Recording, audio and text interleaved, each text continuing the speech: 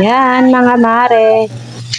Nagluto ngayon ang asawa ko ng dilis na may kamatis. Wala nga lang bawang. Wala nga lang bawang, sibuyas at kamatis lang yan. Tas mamaya na yung sili. Saka namin nilagay. Wala nga tayong sili. Pabili ka. Sayang, walang bibili. Naliligo na si kuya. Okay na yan, wag nang silihan. Sarap na yan, oh, mga mare. Oh. Lagi pa man ito. Tama na yan. Sarap yan, daming kamatis.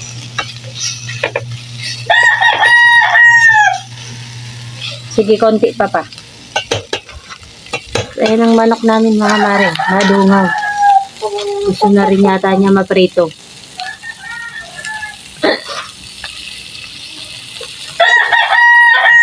Yan. Sarap yan. Mapaparami na naman ang kain ng asawa ko. At ako. Nagugustuhan niya ng mga bata dahil nahilig din sa mga ganyang ulam. Mga mare, kain tayo.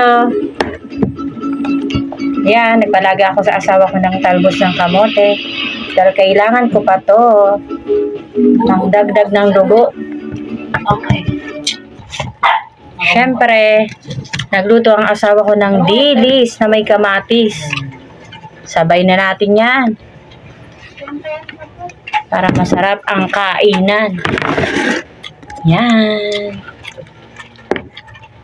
Kain tayo.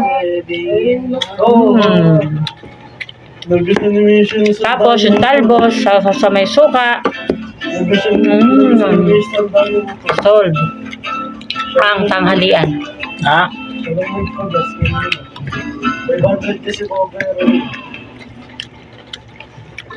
Hindi kayo na pinagbayad. Kumain na yung mga bata, mga mare, kaya kami na lang. At yung isa ko namang anak na babae, pinadalhan na lang namin ng baon niyang kanin. Tapos yung isa ko namang anak, mamaya-maya pang uwi nun. May matitira pa namang ulam kasi kita nyo naman. Isang katerba to mare, hindi namin ito kayang ubusin. Kaya dalawa lang kami ng asawa ko. Bawang.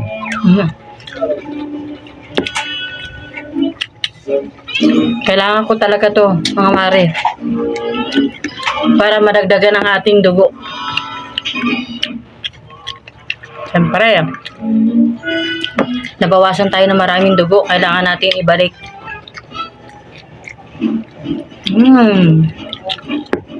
Kurot-kurot lang. Kaya nilagaan ako ng asawa ko ng talbos ng kamote.